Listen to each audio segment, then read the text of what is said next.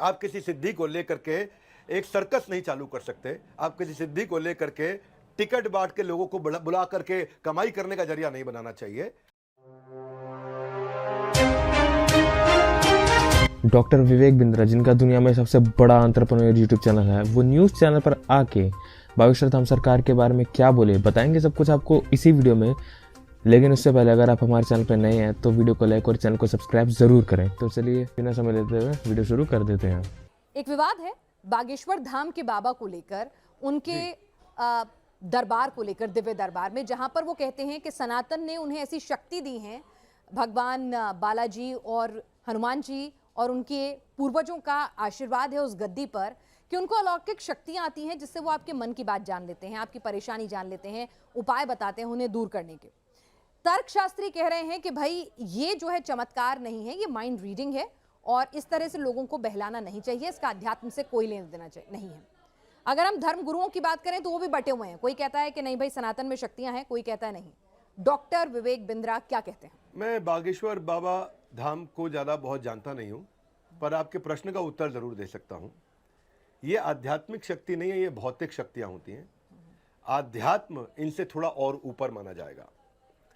ये शक्तियाँ सिद्धियों के द्वारा प्राप्त की जा सकती हैं और ये शक्तियाँ भी भगवान की कृपा से प्राप्त की जा सकती हैं। अभीमा, लघीमा, वशयिता, कामा वशयिता, बहुत 8 प्रकार की सिद्धियाँ होती हैं, अष्ट सिद्धि।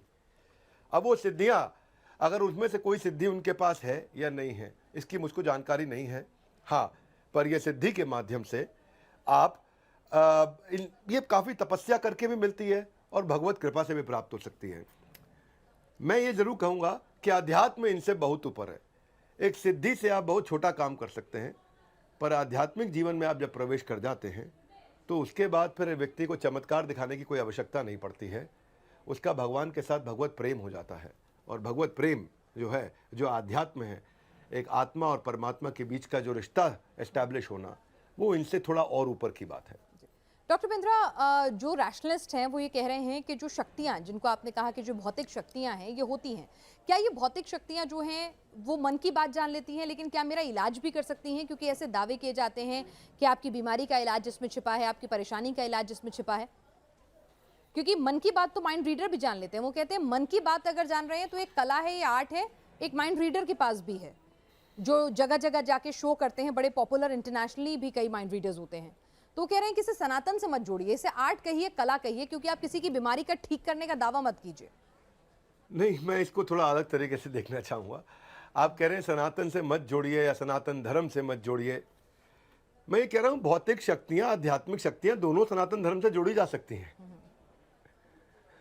सनातन धर्म से दोनों को जोड़ा जा सकता है। वो कह रहे हैं इसको मत जोड़िए, उसको जोड़िए, उसको मत जोड़िए। सनातन धर्म सभी को जोड़ रहा है अपने साथ में। जो हमारे शास्त्र हैं वो परिपूर्ण है, वो संपूर्ण है। उसमें ये बाबा जी भी आ रहे हैं और दूसरे बाबा जी भी आ रहे हैं, एक आम इंसान भी आ रहा है। भगवत गीता पढ़ता है जो व्यक्ति, जो वेद पुराण पढ़ सकता है, तो उसका भौतिक और आध्यात्मिक दोनों जीवन अच्छे हो जाते हैं। अब ये बाबा जी जो कर रहे हैं, ये इनके पास जो सिद्धि है, वो सिद्धि अधिकतम भी सिद्धि होगी तो भी भौतिक ही मानी जाएगी। वो उन 14 भौतिक लोकों की सिद्धि है। अतल, वितल, सुतल, तलातल, रसातल, महातल, पाताल, ये नीचे के लोक हैं। स्वर्ग लोक, जन लोक, महर लोक, यज्ञ लोक, तप लोक, ब्रह्मा का लोक, ये सबसे ऊंचा लोक है। 14 भौतिक लोकों में जितनी सिद्धियां हैं वो भौतिक सिद्धि है, वो आध्यात्मिक नहीं है। ये तो मैं बता दूं। किसी का इलाज लेकिन कर भौतिक सकती को है? भी आप सनातन से जोड़ सकते हैं और आध्यात्मिक को भी जोड़ सकते हैं। ठीक है, दोनों सिद्धियां मैंने माना, आपने कहा क्यों नहीं कर सकते? डॉक्टर के पास भी एक भौतिक सिद्धि है, डॉक्टर भी इलाज कर सकता है। उसके पास भी ऑपरेशन करने की सिद्धि है। इसमें स्थूल सिद्धि भी होती है और सूक्ष्म सिद्धि भी होती है। जो रावण का विमान था वो सूक्ष्म था और जो इंडियन एयरलाइंस का विमान है वो स्थूल है। सिद्धि तो दोनों ही है ना। तो यानी आप कह रहे हैं कि चमत्कारिक सिद्धियां जो हैं हमारे एक बाबाओं ग्रॉस के है पास, और एक सटल है। नहीं, जो चमत्कारिक सिद्धियां हैं बाबाओं के पास और जो दावा करते हैं कि आपके दुख दूर कर देंगे, आपकी बीमारी ठीक कर देंगे, इनमें दम है आपकी नजर में? ऐसा होता है? क्योंकि कई लोग कह रहे हैं इससे अंधविश्वास फैला रहे हैं। बिल्कुल दम है, क्यों दम नहीं है? जब मैं कह रहा हूं कि शास्त्रों में सिद्धियां दी गई हैं, इलाज भी किया जा सकता है सिद्धि से। मैं तो ये कह रहा हूं, आप बाबा नीम करौरी के बारे में जानते हैं ना? जब पूरी दुनिया से जूलिया रॉबर्ट्स भी आ रही हैं, स्टीव जॉब्स भी आ रहे हैं, सब लोग आ रहे हैं उनको देखने, मार्क जुकरबर्ग भी आ रहे हैं उनके दर्शन करने। बाबा नीम करौरी इलाहाबाद के अंदर कुंभ मेले में डुबकी लगाते थे, हिमालय से बाहर निकल जाते थे। सब जानते हैं उनके विषय में।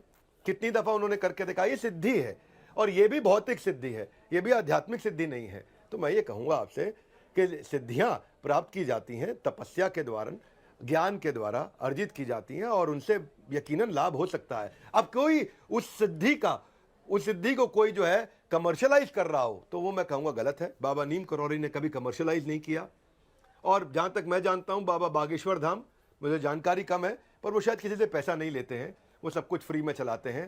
हालांकि मैं उनकी तारीफ नहीं कर रहा, उनको एंडोर्स नहीं कर रहा, पर ये ज़रूर कहूँगा कि सिद्धि को जो है आप उसका एक कार्टून शो नहीं बना सकते। आप किसी सिद्धि को लेकर के एक सर्कस नहीं चालू कर सकते। आप किसी सिद्धि को लेकर के टिकट बांट के लोगों को बुला करके कमाई करने का जरिया नहीं बनाना चाहिए। वो सिद्धि लोगों की सहायता, उनकी सेवा के लिए होनी चाहिए। जिस दिन आपने पैसा लेना शुरू कर दिया उस दिन वो सिद्धि आपके हाथ से समाप्त हो जाएगी। लेकिन वो तो दिव्य दरबार लगाते हैं, बाकायदा टेलीविजन पर टेलीकास्ट होता है, वो आवाज लगा के बुलाते हैं लोगों को, तो यानी कि इस तरह का डिस्प्ले करना ये बहुत ही प्राइवेट अफेयर होना चाहिए। ये इस तरह के दिव्य दरबार नहीं लगने चाहिए। ये जादू टोना अंधविश्वास को बढ़ावा देने जैसा होता है जो बाबा बागेश्वर कर रहे हैं। आप मेरे को हो सकता है शायद फंसाएं इसमें, मैं जानकारी कम रखता हूं कि वो कितने लोगों को बुलाते हैं, पर मैं कहूंगा नहीं, मैं आपको बता देती हूँ, देखिए जो भी मैं आपको जानकारी दे रही हूँ वो गलत नहीं दे रही हूँ। वहां पर हजारों लोग आते हैं और वो पूरा एक दरबार लगता है, बड़ा दरबार लगता है एक पंडाल में, जहाँ पे हजारों लोग होते हैं। Mic, camera, multi cam, jimmy jib सब होती है, उसका लाइव टेलीकास्ट भी होता है और बाकायदा मतलब पूरा जिसे कहते हैं एक पूरा शो होता है वो। तो वो उसको दिव्य दरबार का नाम देते हैं। कई लोग कह रहे हैं कि भाई इससे अंधविश्वास फैलेगा। अगर कोई आदमी अपना बीमारी लेके डॉक्टर की बजाय, अस्पताल की बजाय बाबा जी की शरण में जाएगा तो इससे अंधविश्वास फैलेगा। उनके खिलाफ एफआईआर भी दर्ज कराई जादू टोना टोटका अंधविश्वास उन्मूलन समिति ने।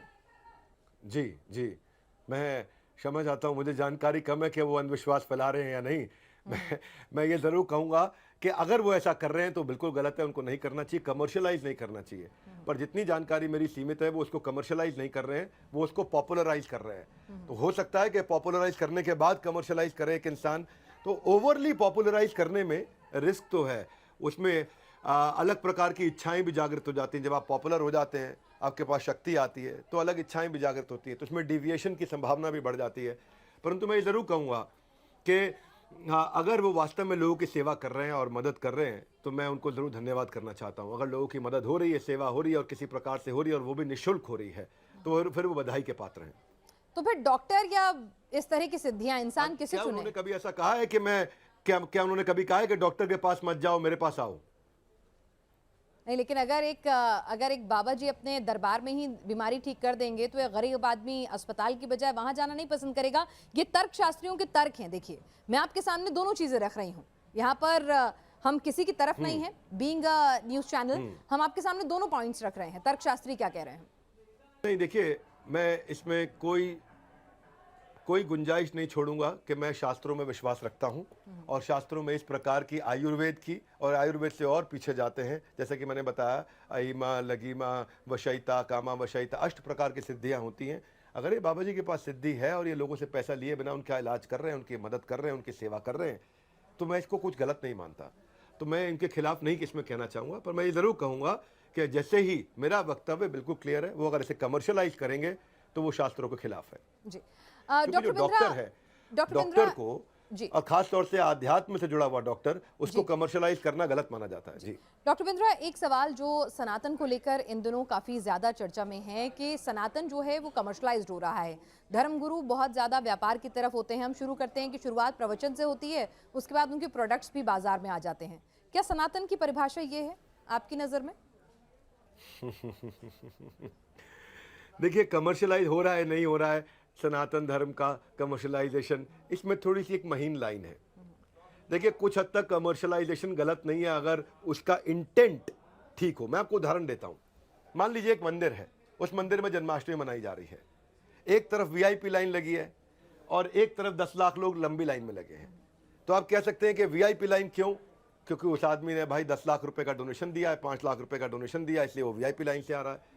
तो आपके मन में प्रश्न आना चाहिए कि भगवान क्या पैसे से मिलेंगे, भगवान क्या पैसे से दर्शन देंगे? नहीं, ये बात नहीं। लेकिन जो किया जा रहा है वो ठीक, मैं आपको समझा देता हूं क्यों।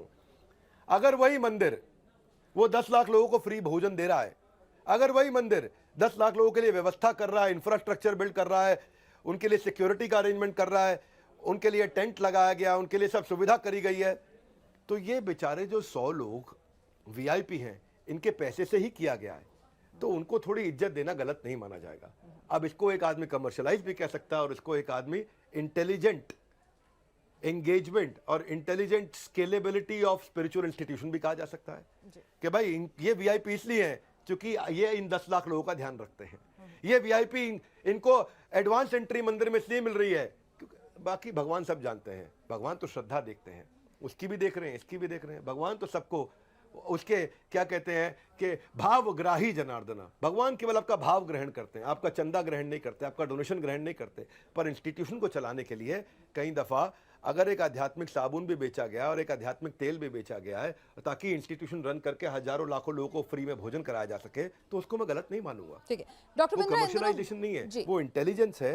लेकिन ये डिपेंड इस पे करेगा, ये डिपेंड इस पे करेगा कि जो लीडर है वो सेल्फलेस है कि स्वयं के भोग के लिए पैसा इस्तेमाल कर रहा है। वो अपने आप को प्रधान सेवक मानता है या इस इंस्टीट्यूशन का प्रधानमंत्री मानता है, अपने आप को प्रधान मानता है। यानी अगर कि जो उसमें इनकम सेवा आ की रही है वो भावना कहाँ यूज हो रही है और वो सेवा कैसे लेने की यूटिलाइज हो जगह रही है करना चाहता है, जी। तो इंस्टीट्यूशन ठीक है। जी ठीक है डॉक्टर बिंद्रा, बिल्कुल बिल्कुल आपने ठीक पकड़ा देवी जी। इनकम का यूटिलाइजेशन कहाँ है, दैट्स मोर इम्पोर्टेंट। तो ये थी खबर की पूरी जानकारी। उम्मीद करते हैं आपको अच्छी लगी होगी। इसी तरह की जानकारी के लिए हमारे चैनल को सब्सक्राइब जरूर करें क्योंकि यहाँ पर करंट रिपोर्ट मिलती रहती है।